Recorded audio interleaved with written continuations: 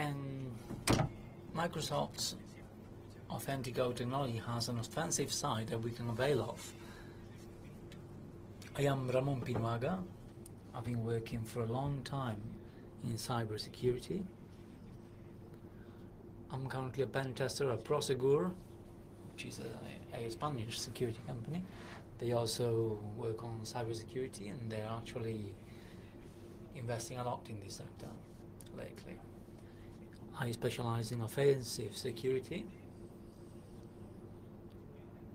and lately I've been working on security in Windows environments. As Machiavelli would say, you need to know your enemy, and I'll talk about that today. So what is this talk about? I'm going to talk about AUTHENTICODE, which is a Microsoft security technology regarding code signing, which is used as the basis for many other security technologies. We're going to see which technologies use AUTHENTICODE, and then we'll see how to make the most of its functionalities. Mainly from the offensive perspective, to do evil things. Just a quick survey. Do you all know the AUTHENTICODE term? Have you heard of it? Please raise your hand if you have. Just a few. And on a daily basis, I think that I guess that most of you work on cybersecurity, but which of you have used AUTHENTICODE or AUTHENTICODE based technologies? I apologize for not being able to see properly the floor, but I guess that this little window is familiar to you. This is a smart screen Windows alert, and the smart screen technology is based mostly on AUTHENTICODE. So why is it interesting, AUTHENTICODE? Why did I start researching this topic? You may know that we've gone through a ransomware epidemic. Last year they said that in ransomware the fraudsters had earned 10 million euros. It may be even more according to black market, and our customers are affected by this epidemic, and they're requesting solutions for directed phishing or targeted phishing. So the aim is that we infect them first before the evil guys actually infect them. In these projects we've seen that corporations are very vulnerable, their security tools have weaknesses that the bad guys avail of, and one of the technologies that the bad guys know how to avoid is the smart screen and AUTHENTICODE derived technologies. So that's the context. In this investigation, I'm taking the role of the bad guy to try to avoid this technology protection. When I talk about the bad guys, I'm talking about the legal pen testers, not the real bad guys. And well, let's go to the nitty-gritty of things. What's AUTHENTICODE? It's a Microsoft technology, a security technology for code signing. It allows us to sign a file, and when we talk about AUTHENTICODE, we usually talk about signing binaries, exe files, and here we can also sign DLLs, MSI installers, skip OSL, UBS, and often I talk about signing binary or executable files. But when I talk about AUTHENTICODE, I refer to it in general. This technology allows us to sign a file to afterwards check its authenticity and to check who created it, as well as its integrity. The signing process, in broad terms, when we sign an email message, we calculate a summary out of the text and we cipher it with a private key. An RSA symmetrical key, for example. In AUTHENTICODE is a similar technology. I get a file, I calculate the hash, a summary of it, and I sign it with a private key. The reliability mechanism of AUTHENTICODE is similar to the SSL. There are root certification entities that can issue certificates with which I can sign files. When I talk about AUTHENTICODE, you may not be familiar with the term, but if I talk about digital signatures, this may be more familiar. If you right-click on Windows on some executable files, within the Properties menu you may have seen the tab for digital signatures, and this is AUTHENTICODE. The technology underlying this tab is AUTHENTICODE. So when I right-click on a Windows file, if it's signed, I'll get this tab. If I don't get it, the file is not signed. Once within this tab, I can click on Properties, and I can look at the properties of the signature and the properties of the certificate signing. We have the countersigning, which is a timestamping, and regarding the PKI, just like in PKI, I have a timestamping server. And regarding AUTHENTICODE, the signature timestamping is very important. Apart from signing it, I calculate the request for timestamping server, and here the signature can be long-lasting. I could sign a file without the timestamping, but that signature will only be valid while the certificate is in force. The AUTHENTICODE certificates expire in 1 or 2 years, so to avoid that expiration, I calculate timestamping and I add it to the signature, and that signature will never expire. It will be indefinite. So why is AUTHENTICODE useful? It is the basis of many Microsoft security technologies, and it's useful to verify software identity and legitimacy. I can check whether the signature is valid by checking the validity of the certificate. I can do that manually, but this is just not useful to manually identify the identity. There are also other security technologies such as Smart Screen, which is the typical Windows alert that I get when I download something suspicious, and that technology validates the exe file signature automatically. It doesn't just allow me to identify the identity manually, but also automatically. Besides, the function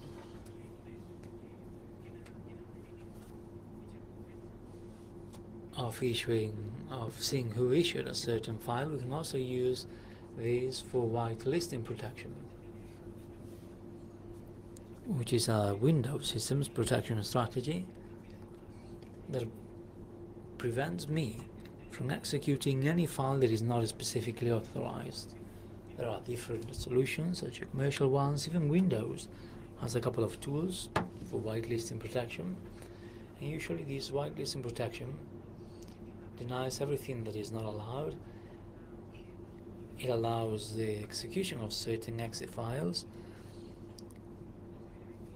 so everything that is signed by Microsoft is usually allowed because Windows is Microsoft based, and these technologies usually use the AUTHENTICODE signature system. Another utility of the AUTHENTICODE system is to guarantee that an exe file hasn't been manipulated. If I manipulate an exe file that has been signed, the summary will change and the signature will be invalidated. So whenever I download a Microsoft update, an easy way to identify that it has been manipulated along the way is to verify that the signature is valid. So these are some of the functionalities of AUTHENTICODE in general. But mainly the main function of AUTHENTICODE is to generate trust. When I download an exe file that is not signed, if it's signed by AUTHENTICODE or by an editor with a good reputation, the browser or Windows will give me the option to execute it directly. If the binary file is not signed or the reputation is not good enough, I will get this window to alert me that the download may be dangerous. So AUTHENTICODE allows me to have an automated way to assess the reputation of an exe file. It will not tell me whether it's malicious, but it will assess its reputation.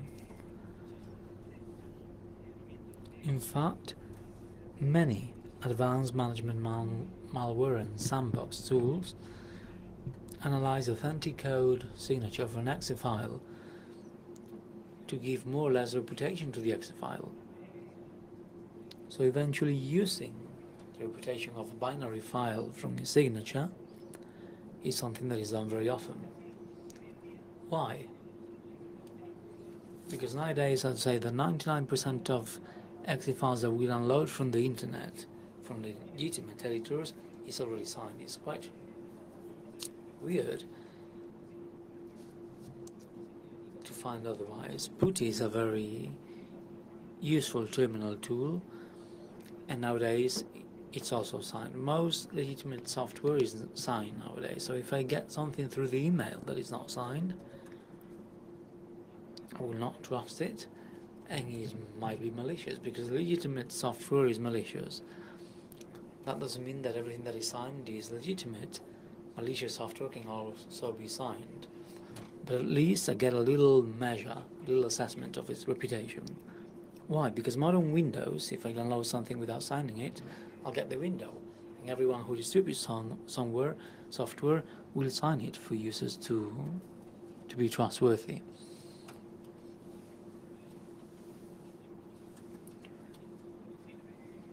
So we've seen why AUTHENTICODE is used for as a protection tool,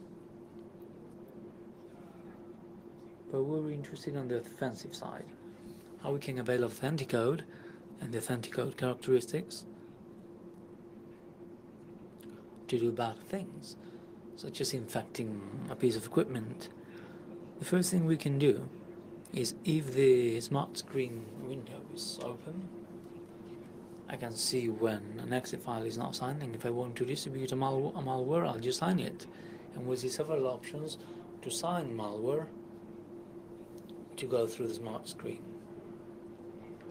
I can also use it for other aims. If I want to hack or compromise a whitelisted and protected system, I can actually trick some whitelisting detection tools using recognized and legitimate exe files. And there may even be the possibility of adding a beacon to a file without invalidating its signature. We'll see this more in detail later on, but AUTHENTICODE eventually is co-signing, so Windows, when it comes to validating the signature, may need to download information such as revocation lists. We can even sign an exe file so that we can force Windows to do an HTTP request every time an exe file is executed, and make sure we know every time the file is executed. I apologize. I had my phone on so that I could check the time. Regarding the smart screen, one of the technologies that is most often related to AUTHENTICODE, that is the objective of this, is a smart screen. This is a security mechanism integrated in the Windows systems that alerts me whenever a download may be dangerous. It alerts about the dangerous potential or the reputation of that download. That technology is integrated in Internet Explorer after version 8. In former versions there's something similar that is not called Smart Screen, and this is also integrated in Windows 8. It's not a new technology and is based on an online reputation system. Every time I execute a binary file or a file downloaded from the internet, the first time I execute it, Windows will validate its reputation. So it will make a request to a Microsoft server to tell me whether the server has a good reputation. If the binary file is not signed, the reputation is calculated from its hash. And if the binary file is signed, the executable file reputation is calculated from the editor's reputation. So how does it work in broad terms? Whenever I download a file, the first time I execute it, Windows or Internet Explorer, depending on whatever I use, the first time I execute that file, Windows validates its reputation and will either show me the blue screen or let me go. If I use Internet Explorer, the actual browser will warn me, and if I use a different browser, the operating system will warn me. How does the OS know that the file comes from the internet? Microsoft and Windows knows that because all popular browsers such as Firefox, Chrome and Opera, whenever they scan an internet file, they add some metadata in an ADS stream to indicate Windows that that file has been downloaded from the internet. There are mail servers such as Outlook and other software that add those metadata, so Windows will warn me whether that file has no good reputation. If I download it through FTP or other tools, metadata are not added, and the smart screen will not function. But regarding the usual tools users use, they do add metadata there, and that activates the smart screen. So if I download something whose reputation is not good, I'll get this window alerting me that what I have downloaded may be dangerous. For example, if I'm doing a target infection campaign, this window will make me lower the infection rate. And many users are quite rough and they just ignore the alert, they execute anyway, but here we're losing many infections. Even according to root policy, at Windows level I can force users not to ignore this alert. So if I set it up right, I can get users not to go through this and not execute unreliable software. Therefore, when it comes to doing a phishing campaign, I'm interested in not getting this window, and we'll see the techniques available for that. I'm sure that you all have hacker friends who tell the usual story. Well, I generated a payload or an exe file with Metaxploit. I sent it to a colleague, I infected it, I took control over their equipment. Well, they need to renew those stories because this technology is 10 years old. Some people still have Windows XP or old browsers, but those people may be infected already. Therefore, nowadays, to infect a Windows system, we need to work a bit harder. And what's the validation like? As I was saying, the authentic code validation is done online, and here you have an example of how to do it. The first time you execute the exe, it's downloaded from internet, and you validate the reputation with Microsoft. You have the name of the file, the hash of the file, and then if it's signed, the name of the editor and the hash of the editor. And in the answer, it says whether it has reputation or not. In this case, it says, however, the file has reputation, so I will not get this alert window from Windows. So as we've said, we're doing a phishing campaign and want to infect people.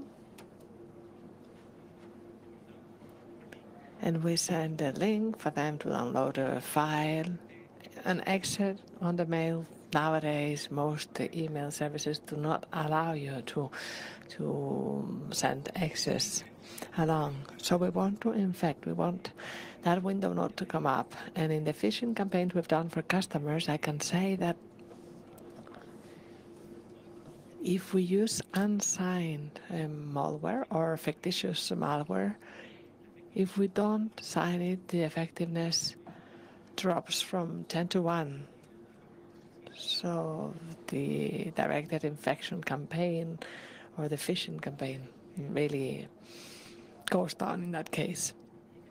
So the goal we had was to trick the smart screen. And some of you will say, since validation is online, I do mal in the middle and I do denial of service, and then the validation of the reputation I can disrupt. That's partly valid, but if I do so, I will get the second window when I try to execute an exe.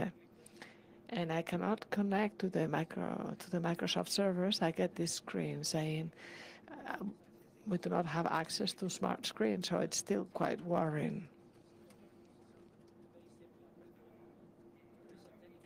Not as worrying as the previous one that warns the user that it may be dangerous, but it sort of raises awareness. So doing denial of service is really not a solution. Not a very reliable solution. So how can we trick smart screen? There are different strategies. Some are more analogic and some are more labor intensive. The easier option is to buy a certificate and sign in our malware. Because just signing does not guarantee that we can go beyond the smart screen, although it goes some length towards that, and that's the easiest solution. A second one would be to steal a certificate, and in fact the malware families that are more advanced tend to use stolen certificates. The hack companies that publish software, they steal their good reputation certificate and they use that for signing. What other options have we got? Then we can move to more labor-intensive solutions to try to identify an existing binary that's reliable, that has been signed, and to modify it so that it executes our code. This is not always possible. And in fact, we're struggling against an electronic signature system. So it's complex, but in some cases we will see it is possible. And finally, if we're ready to work even harder, we can try to attack in a cryptographic way. As I've said, the base of AUTHENTICODE is a hash of the signed file, and I can try to generate to clone the signature, and we will see that it's difficult, but sometimes it's possible.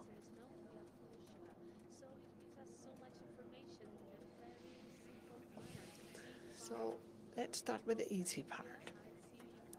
Let's buy a certificate. We've done a couple of tests with 2 certificate entities that generate AUTHENTICODE certificates to see how the process works and how safe it is. The first barrier is price. They're a bit more expensive than SSL certificates. They range between 180 to 100 euros, and in resale you can get them cheaper. But for a ransomware distributor, this is just peanuts. We've done the validation process with some of these companies, and we've seen that the process is not too strict. It's quite automatic through email and web.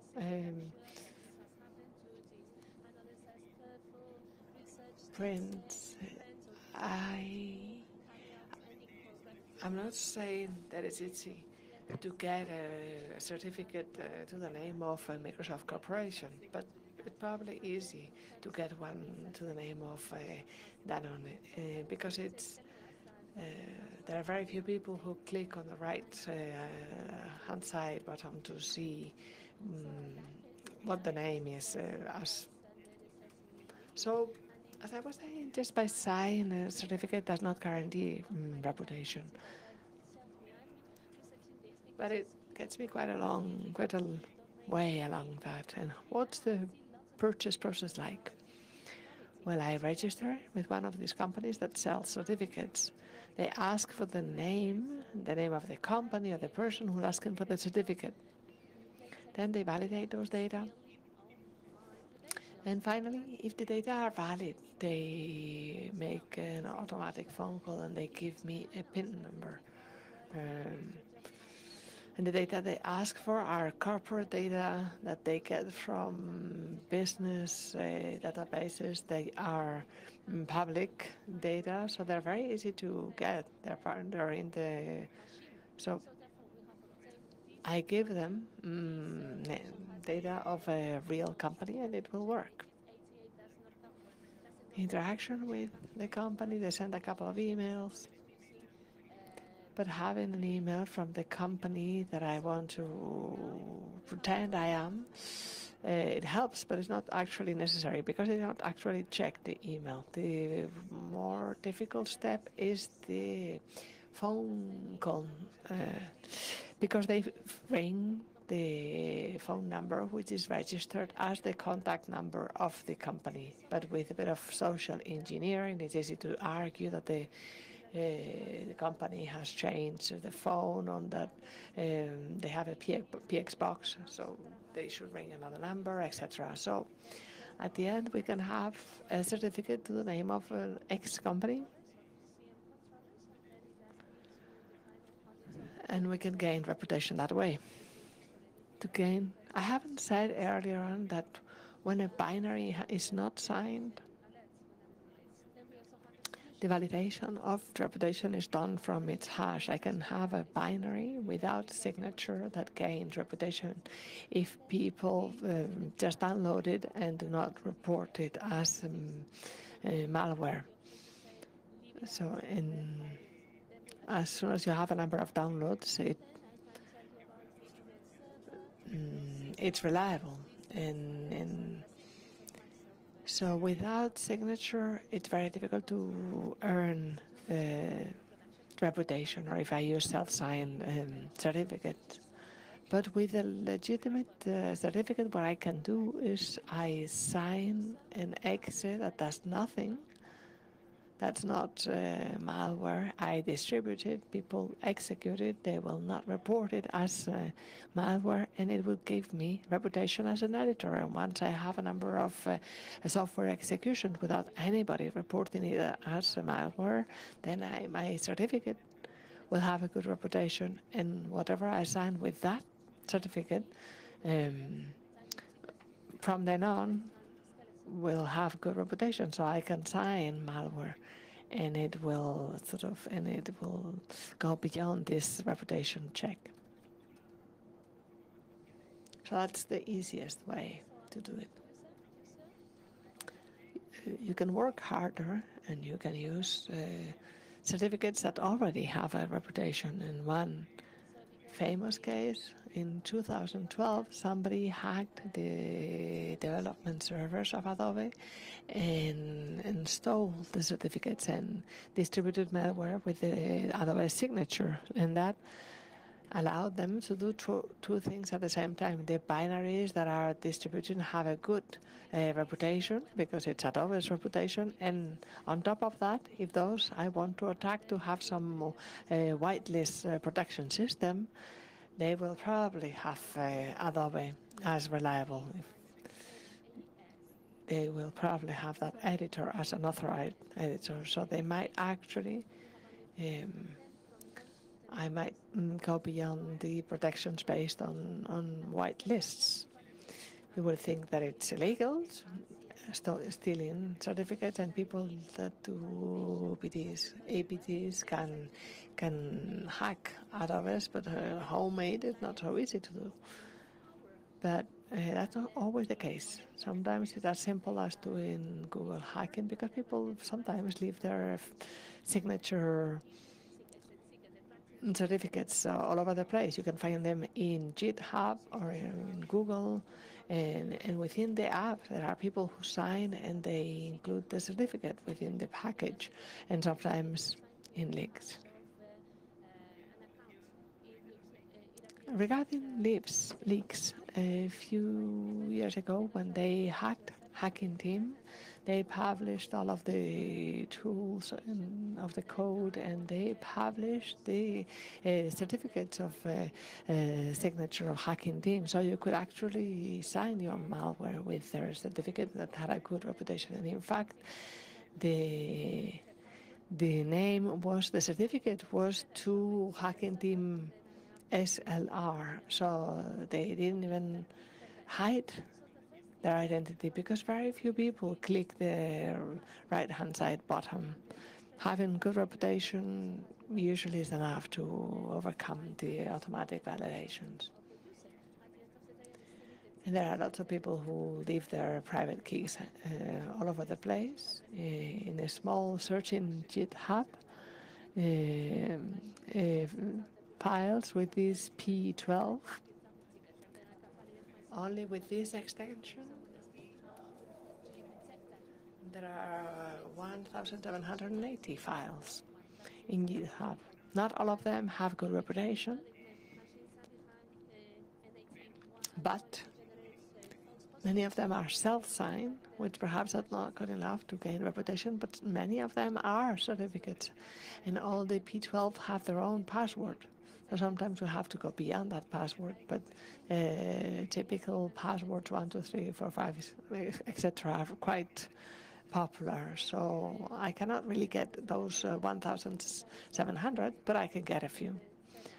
And I can break into the password and just use it.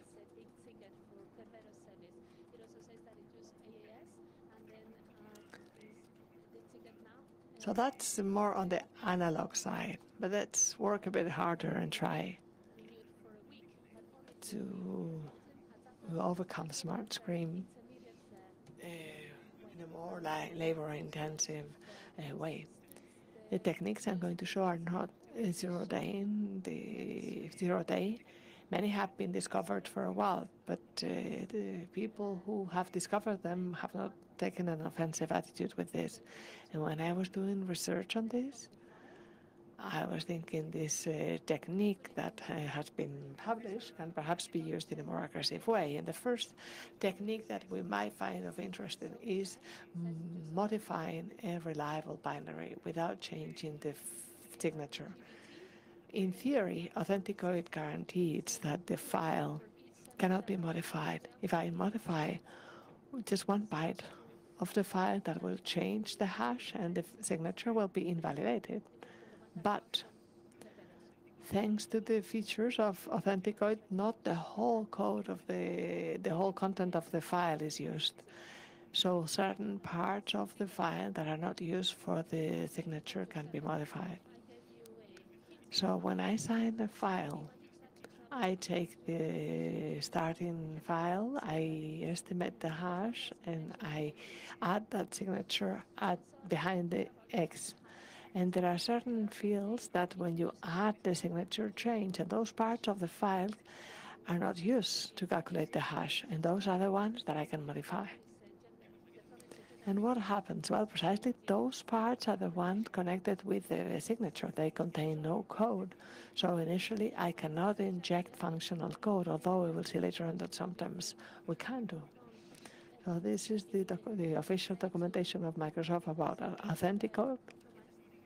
And the area in gray are those that are not used for the calculation of the hash, the headers, everything that we see in white is used for the hash. So if I change it, I will invalidate the signature. So I cannot touch the area in white. And if I want to inject code, that's the more interesting part. If I want to modify the code section, I will invalidate the signature.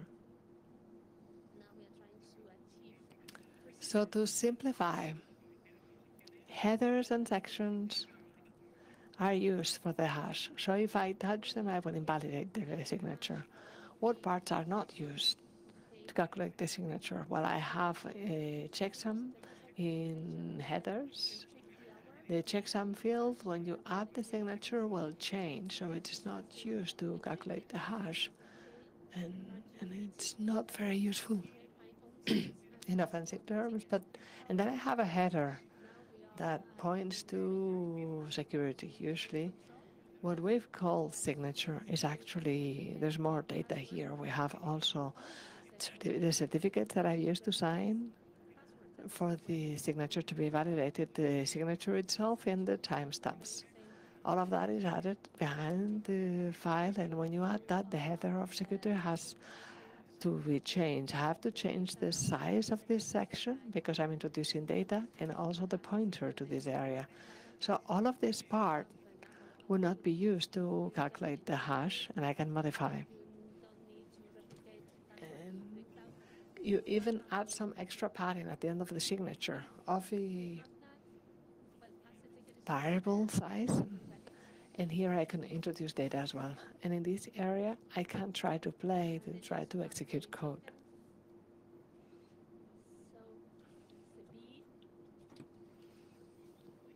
So how can we modify binary without invalidating the signature? Well, I've mentioned that already. Everything in red I can use. The more obvious way is using the padding part within the signature. And I can modify the header. I can say that the padding is whatever X bytes, and I can introduce information here. Because the pattern is outside of the signed area, of the hash area, I can introduce whatever I want and the signature will still be valid. So when the malware people started using this technique and introducing information, Microsoft tried to get a patch, and they were going to be compulsory patches, but this trick of introducing information there was being used by many legitimate software editors, and right now, so Microsoft took a step back and stopped preventing that, and therefore this option is still there. Another way of introducing data is behind the exe itself. And that will not invalidate the signature. And because it's outside of the PE body it's going to be non-valid data, but I can certainly introduce information there. And a third and more elegant option is to, within the certificate table, I can introduce a dummy certificate, and within that certificate, I can keep some space for free text and introduce information there. And I can have the same exe, which has been signed and is valid, and I can introduce information there. And that is done, for instance, Google has a framework to do installations, which is called Google Omaha, which is used to do the installer of the Chrome, and it allows me to introduce dummy certificates with information so that I can have an installer which is signed, and I can introduce data there. I can do a personalized installer, for instance, the user ID, etc., and I don't need to sign the exe again. So this would be the more elegant solution. And as a final option, I can modify that exe so that the hash of the signed part does not change. Between collision attacks, I can do that. It's complex, but I could do it. So let's start with the collisions part. Why can I do collisions? Well, the beginning of the process, as I was saying earlier on, is to calculate the hash of the signed part. And AUTHENTICODE supports hashes MD5, SHA1, and SHA256.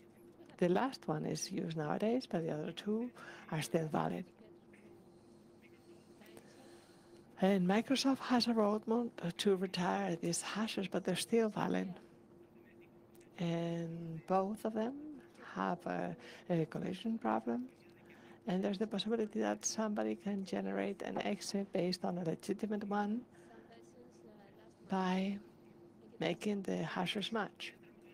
I won't go into this part too much because I'm no expert in cryptography, but I want you to know that, as I was saying, MD5 still is allowed by Microsoft, and binary sign by MD5 with AUTHENTICODE are still valid and could be attacked by collision. And in 2009, Didier Stevens managed to generate two X's with the same hash of the assigned area. And what he did was he could transfer the same signature from one to the other one, and both signatures were valid. He did the easy option. He controlled both executable A and B, generating a B executor, a legitimate Microsoft executable. It's more complex, but with MD5 it would be possible to do it in a sort of viable way. I have a number of demos, but since we're running late, perhaps I can leave them for the end.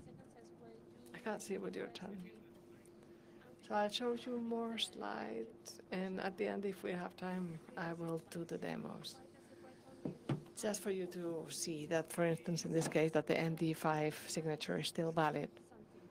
So as I was saying, I can modify an exe if I manage to do that and the hash matches. I can transfer the signature and it will still be valid, but it's quite complex. And an easier option is code injection in the areas that are not signed, that are not used for the signature, so that the signature will not be made invalid. When I did the research for this part, I thought this is boring. Nobody's going to find this interesting. But precisely in the last Black Hat of the United States, there was a talk about this, how to inject code in assigned files with AUTHENTICODE without invalidating the signature. So somebody has done the work already, and I looked at the video, and there was a trick because these people were injecting code in the padding part with the malware, but to launch that malware, it was using a second exe that acted as a loader, and they loaded that into the memory. Okay, it's okay to be able to introduce malware in a legitimate file, but you could have introduced it in a TXT, and what's actually work is using the external loader. So that's not a very practical solution because you have to upload the loader to the machine. But in 2013, there were people who managed to execute code modifying only the part that you can modify. And how can this be done? There are software editors, for instance, that when it comes to distributing an installer, they generate an installer, but they don't want to have to sign every time there is a change in what you've installed. So they do a generic installer that they sign, and then in the padding part or at the back of the file, they introduce whatever they are installing, the fit or whatever. And I introduce that in the non-sign part, so I can change the version of what I'm installing and the installer remains. And because what I install is on the unsigned part, nothing prevents me from changing that and installing, rather than the original code, something else. So I looked in the internet, files that met these conditions. Executable files that had a valid signature, but that loaded, they had a payload from the non-signed area. And I found two different types of cases.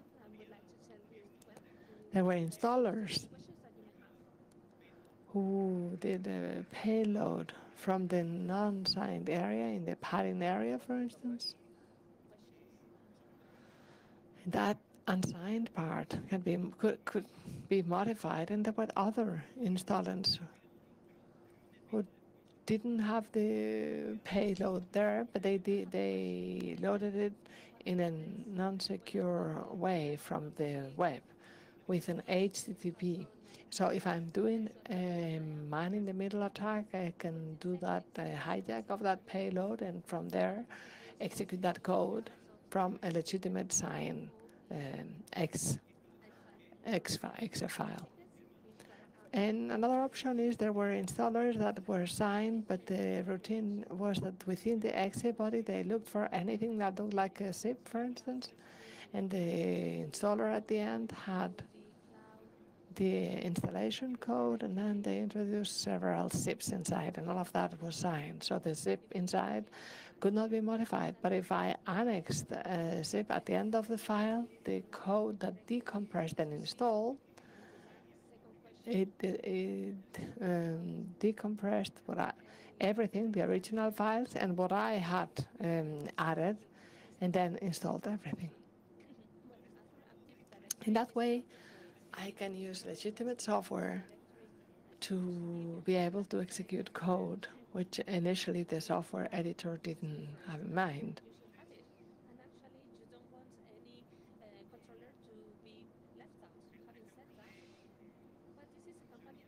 This is an example of what it would look like. This is a tool that allows you to see information of the code signatures of a PE.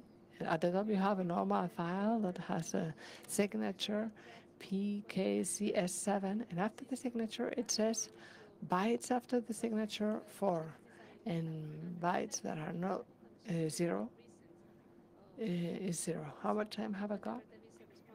And this is a normal file. However, here we find the vulnerable file. It has a signature.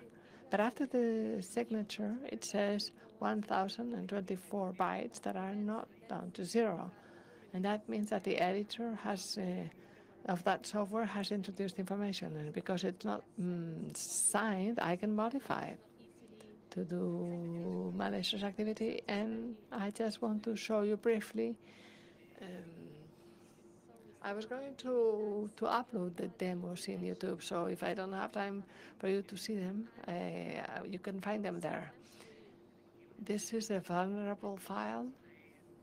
I have several of them. For instance, this one, which is a legitimate file, if I go to the headers, the header I'm interested in is the security header. This is a normal file with normal code signature, and the structure of the signature part is, first of all, certificates, then the signature, and then the timestamps. Here it says Symantec timestamping service, and the signature, as you can see, has nothing behind. But if I look at the vulnerable file, for instance, a Wi-Fi installer, Si le doy a las cabezas. If I go to the headers, I look at the security one, and I see the same structure. First of all, the certificates, authority one, and then the signature, and then timestamping for the global sign. But if we look closely, all of a sudden we get to the end of signature, and I have loads of bytes in 0, and I see a nasty code. And here I see another parameter saying download URL, and we get an FSI file downloaded with an FTP. So if I'm doing a man-in-the-middle attack, I could swap it, and this part is not signed. Instead of downloading an MSI from a legitimate website, I could download it from my own website. But it's even worse. If I keep going down, there's HTML code, and this all in the unsigned area. I could modify that without varying the exe file. There's a lot of HTML code, which is this one. If I execute the installer,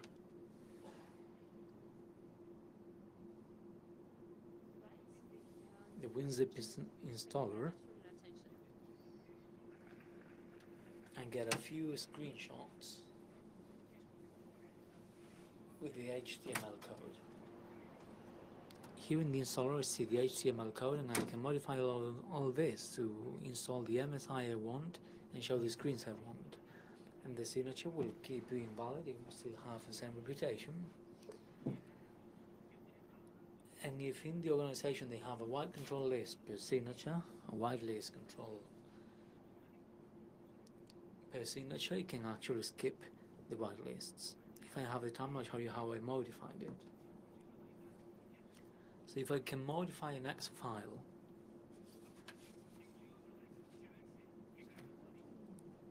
downloads code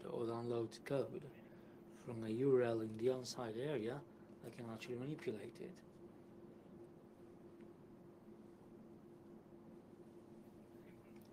Here's an example, and as I said, after the signature, here we have another installer, and what is downloaded here is the GoToMeeting launcher.exe.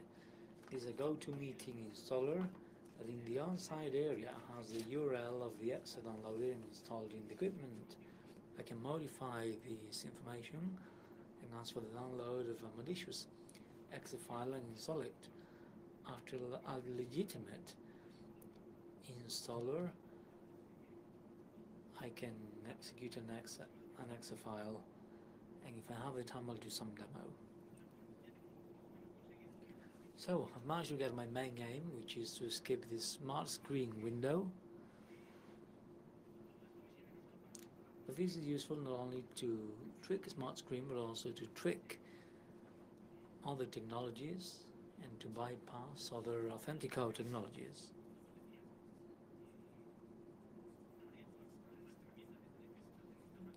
The whitelisting protection tools are increasingly popular, and they allow me to execute only the programs I choose.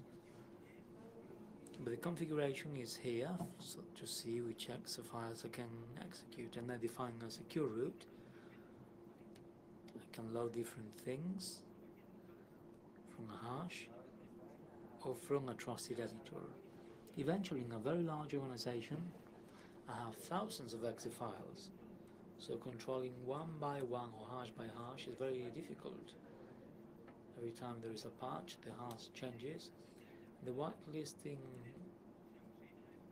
solutions usually use code signatures, and I can configure the equipment a certification entity internal from the company. If I want to authorize a certain exe file, I sign it with that certificate and I distribute it. What happens though, in most of these structures, the most popular installers are there, such as Microsoft, Adobe, and Intel. So if I find an exe file signed by one of these trusted entities, it allows me to execute malicious code and carry out certain tasks. I can use it to bypass the whitelisting protection. So Windows has a couple of tools to do whitelisting configuration. I have the RSP, the software restriction policies, and these are based on the same concept to verify that the editor is trustworthy. There are more, but the usual exe files used for this are these ones. They're all signed by Microsoft, so if the organization authorizes Microsoft as a trusted editor, because all the Windows software belongs to Microsoft, I can use these programs to execute code that I wouldn't be able to execute initially. So I had a couple of demos I haven't had the time to do, to show. In one of them I executed PowerShell code within MS Build, and here I can execute PowerShell code. So even though PowerShell may be forbidden, I can execute the code. And I had another demo, and here by using the VGInfo tool, I can execute the VBS code, Visual Basic Code within a Microsoft tool to bypass the whitelist. I'm just about to finish, and this technique here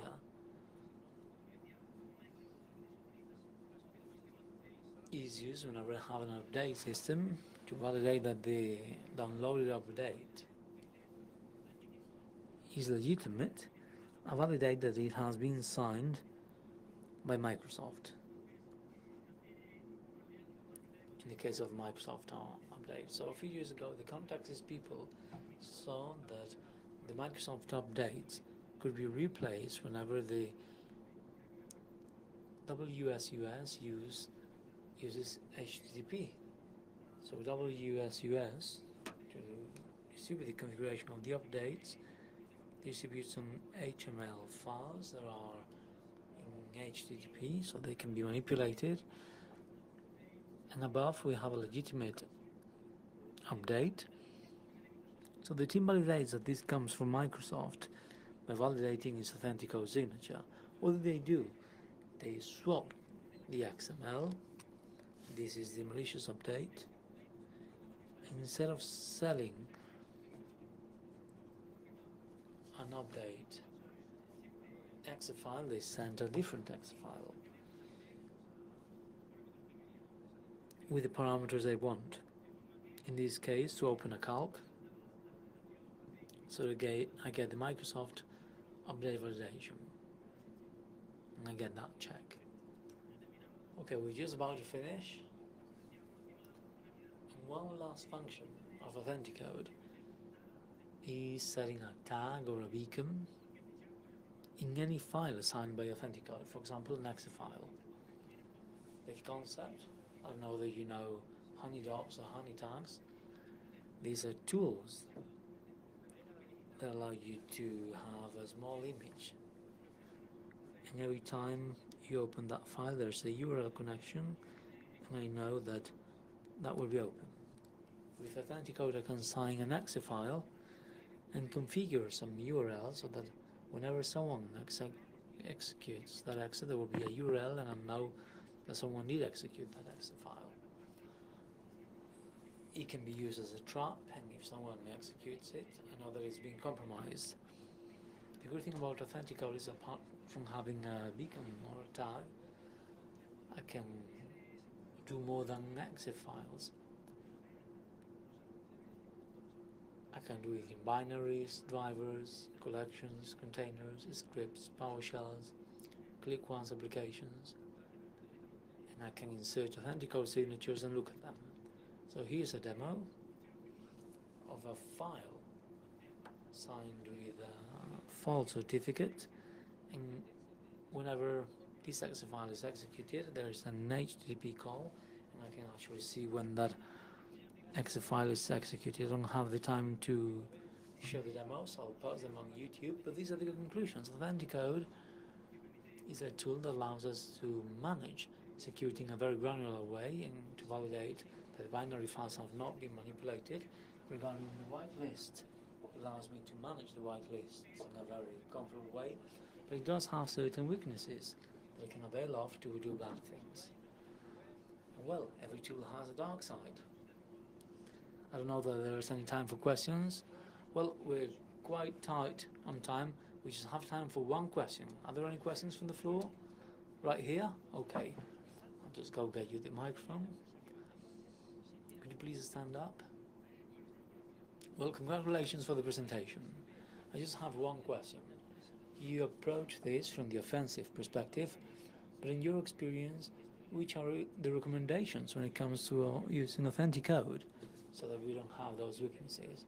I understand that one of them will be not using the fields that are not included in the signature, and I just wanted to know in general, what's your perspective on this?